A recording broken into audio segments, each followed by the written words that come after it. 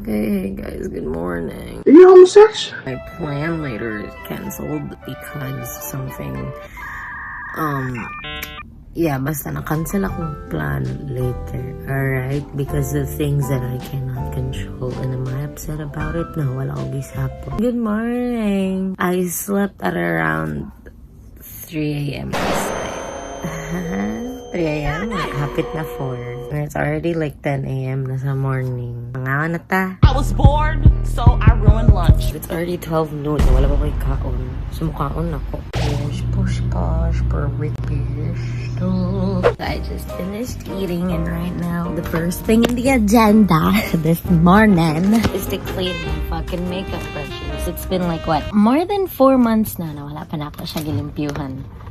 I guess that's also one reason why nag-break out ko. Okay, so I have my brushes here, and I have my makeup thingy that helped me cleanse my brushes from all the grime and the dust. Let's clean them.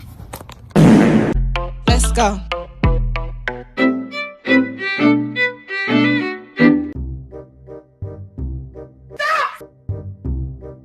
Yeah.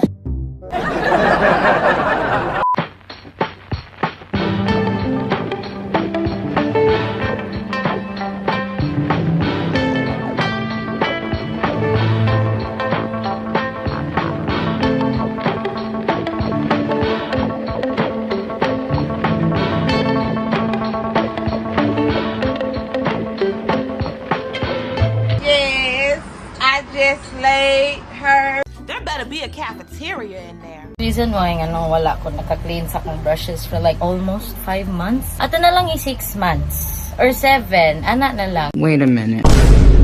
Busy jud kaayo ko sa akong OJT ato na time, guys. Wait, hold on. That's fucking better. Inana ko ka busy, guys, pag OJT na ko. I literally couldn't clean my brushes, let alone change my sheets for who knows how long. I guess 5 months, 3 months, or 4 months. Ana. Even my fucking closet, wala pa na ako na-arrange, guys. Naka-arrange ko na katong mingaw pa kaayo. Makaulit ako sa'yo and then I can clean my shit. I could only like, what, arrange my closet for 2 times on the whole span of 8 months. Tungod kay busy shit kay ko sa OJT. I was like, wala jud ko'y time. I literally did not have time to take care of myself, let alone my own fucking stuff. Not only that, if only doon ra jud kayo ang akong gitrabahoan, I could actually clean my shit. But no, ang ako ang time ma-take away because of the transportation and the commute. From where I fucking live, I need to take a bus para maadto ko sa Save More sa Lapu-Lapu. And then from there, I take a bus to Maribago. Muhunong ko sa Blue Water. Masakay ba ko tricycle? So yun na nakalayo ang ako ang gitrabahoan. There's also traffic, guys. Kibaw taon sa ka-traffic ang Lasyon ug ang Mandawi. Fucking palihin na may ama. Fucking rip your face off, bitch. So, kinsay bogo nag-decide na adto sa layo mo trabaho, di ba?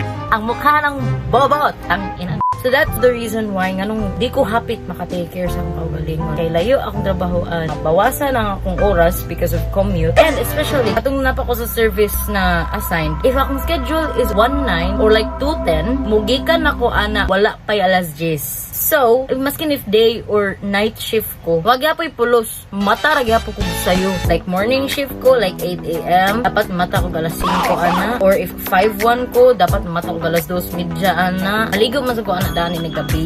Para din ako kapuyan sa buntag, yung mabugnawan sa buntag, you know, right? Ana siya, day. Ana siya kahasol, day. Di siya ko maka-adjust, ani. For example, 2:10 ko, pwede na ako makagikan ng alas 11. Yeah, thank traffic kay lunch, rush hour, nasad kay ang mga tao, manggawas, mga trabahante, manggawas, mga estudyante, manggawas, di para mangaon.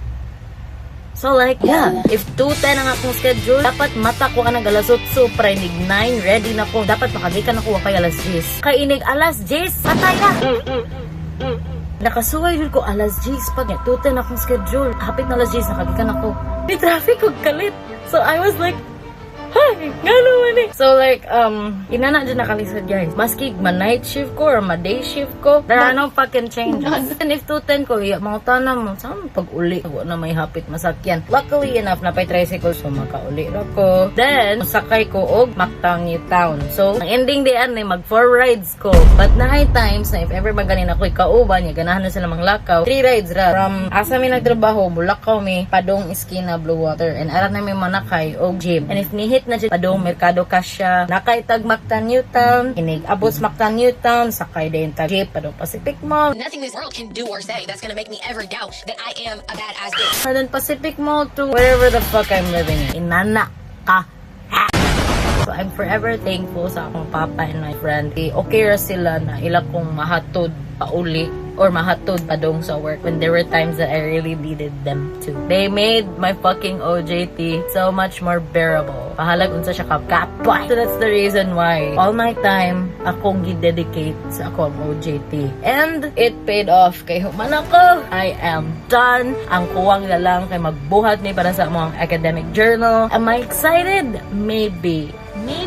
Maybe not. Tanaw na nato. So, thank you so much for watching sa ako ang video right now. Akong mga vlogs, ako rin i-keep short. Pero dili kayo boring. Kay dili na dyan kayo ingon exciting kayo akong life. Di sa ko ganahan na i-romanticize siya ang maayo. I still have things to do. Happy na dyan na akong pag-vlog, guys. And I guess I'm happy na nibalik ko ani.